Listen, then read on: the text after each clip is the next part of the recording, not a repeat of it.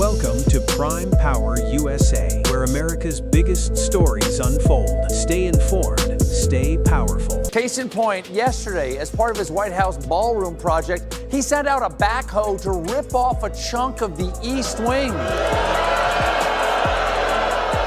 That is it. We are not giving him the security deposit back.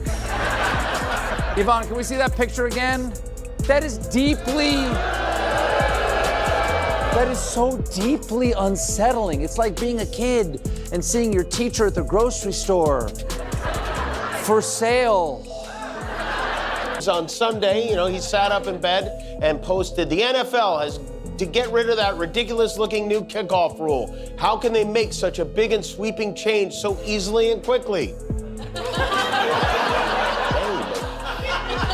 It's at least as dangerous as the normal kickoff and looks like hell. Sissy football is bad for America and bad for the NFL. It all began with a phone, a live microphone, and one of the most powerful men in the world watching from home. At the Oscars, Jimmy Kimmel took out his phone and read the president's angry message exactly as it was written, then finished with a joke that shocked everyone. "Isn't it past your jail time?" The crowd burst into laughter. The cameras captured every smile. And in that moment, Hollywood turned Donald Trump's need for attention into an embarrassing public moment. We're just, as I said, we're just 9 months into Trump's turn, and he's going Hulk smash on the White House. Last time, it took him at least 4 years to bring a demo crew to the Capitol. This is happening after Trump specifically promised his ballroom construction wouldn't touch the existing White House. Here he is talking about it this summer. It won't interfere with the current building. It'll be near it, but not touching it, and pays total respect to the existing building, which I'm the biggest fan of. It's my favorite place. I love it. So that was a lie. Now, instead of the Chinese government harvesting our thoughts, interests, and personal information, Trump's buddy will have them instead. At least it's somebody we can trust, though, right? On March 10th, 2024, at the Dolby Theater during the 96th Academy Awards, what was meant to be the biggest night for movies turned into a public clash involving the 47th President of the United States. While Jimmy Kimmel was in the middle of his opening monologue, he learned that Donald Trump, posting from the White House residence, had written on Truth Social calling him the worst Oscars host ever. Producers reportedly advised Kimmel not to respond. What I said was this. I just got a review, and has there ever been a worse host than Jimmy Kimmel at the Oscars? His opening was that of a less than average person trying too hard to be something which he is not and never can be. Get rid of Kimmel and perhaps replace him with another washed up but cheap ABC talent, George Slopinopoulos. He would make everybody on stage look bigger, stronger, and more glamorous. Blah, blah, blah. Make America great again.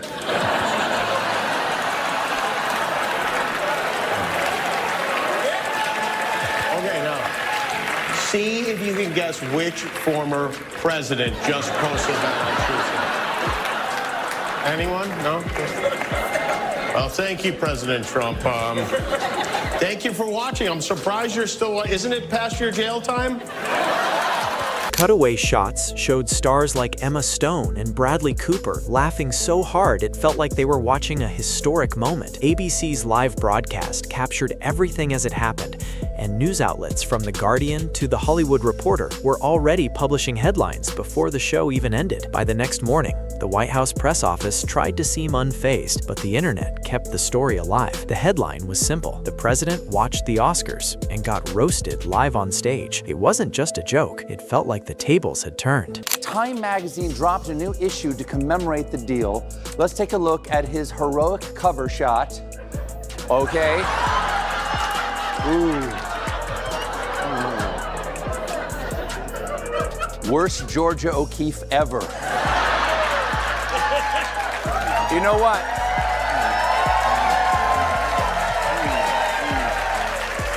We've had a hell of a couple of weeks, but I did get some exciting news this weekend. According to a new poll from YouGov, which is a serious polling site, or they were before this, I am more popular than the President of the United States.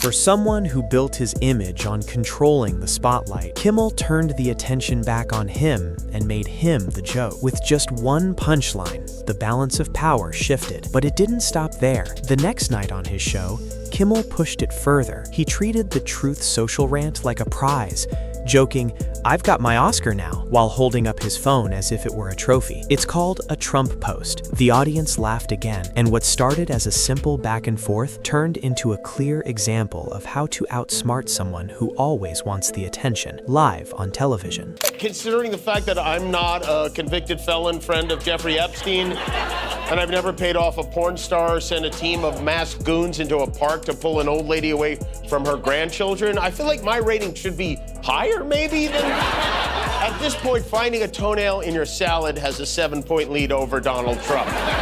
And I hope he doesn't see this. I hate to, I don't like to upset him, but I think he might be upset because the White House put out a statement this afternoon. This is a real statement. Over 77 million Americans showed up on Election Day to cast their ballots for President Donald J. Trump, who is delivering on his overwhelming mandate to put America first. Jimmy Kimmel prays every night to garner a fraction of that support to keep his show on air after ratings dropped 64% last week. Sad. I like sad with an exclamation point, Many late-night hosts had joked about Trump before, but Kimmel did it live in front of a worldwide audience using Trump's own words. It wasn't just a roast. It felt like clear, public exposure. For viewers, it looked like power fading under bright stage lights, showing how comedy can sometimes say what news will not. And it didn't end there. By October 2025, another monologue was adding to the pattern. At this point, should we even believe that this is going to end up being a ballroom? It could just as easily end up being a combination Pizza Hut Taco Bell. Now, someone in his administration is clearly smart enough to know how bad this looks because the Treasury Department is right next door facing the demolition, and Treasury has now told their employees not to share any photos of the construction. Not generally something you instruct when you're proud of what's going on. Hey guys, remember, no photos at my wedding. And it's not because I'm marrying a body pillow of Mariah Carey. Kimmel started the show by showing Trump's latest post on Truth Social, this time about a Time magazine cover he didn't like. He's upset, Kimmel said in a fake worried tone, joking that the lighting on the cover wasn't flattering. He asked the audience to imagine being the leader of the free world and staying up at night because a magazine showed your bad side.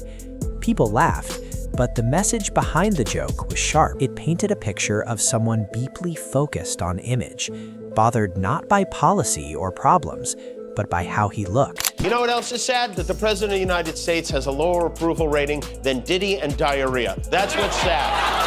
If he's looking, and no one cares very deeply about this sort of thing, if he's looking to improve his approval numbers, I have an idea. Release the Epstein files. Yeah. Did you ever think the President of the United States would be celebrating your unemployment?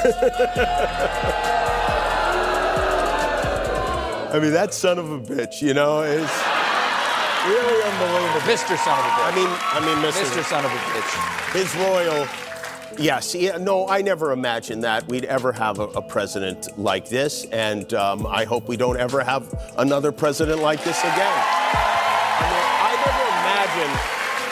I never even imagined there would ever be a situation in which the president of our country was celebrating hundreds of Americans losing their jobs, with somebody who took pleasure in that. That, to me, is the absolute opposite of what a leader of this country is supposed to be.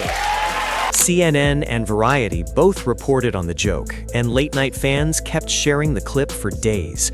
That's Kimmel's real strength, not shouting or anger, but sharp humor that makes big egos look ridiculous. Now switch to another stage, The Late Show with Stephen Colbert. It's May 1st, 2017. Colbert sits at his desk with papers spread out, sleeves rolled up, and a fired-up live audience. Trump has just given an interview criticizing CBS, and Colbert responds with a monologue that would become one of the most talked about moments in late-night TV history. Yesterday, at the White House, Trump talked about his wrecking ballroom. And the one thing I don't think we make enough fun of is how his brain is filled with cotton candy fantasies of lavish princely soirees. So you'll have drinks, cocktails, everything on this floor. And then they'll say, welcome to dinner. You walk into the ballroom, Mr. Senators, and you're gonna see a ballroom the likes of which I don't think it'll be topped. There'll be drinks, cocktails, like this, drinks and cocktails. A vast majority say they want to see the Epstein files. 77% of Americans want the Epstein files released, but 100% of our American president does not want them released. Trump's treating these Epstein files like the grumpy old neighbor on Halloween. He turns off all the lights and just hopes the trick-or-treaters will assume there's nobody home.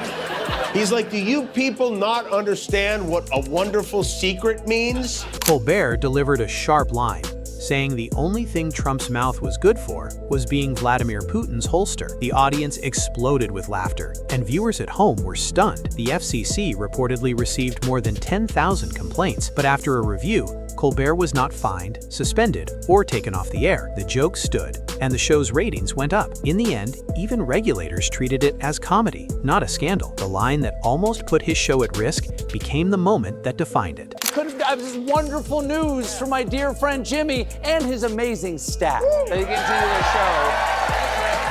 You know, I'm so happy for them. Plus, now that Jimmy's not being canceled, I get to enjoy this again. Yeah.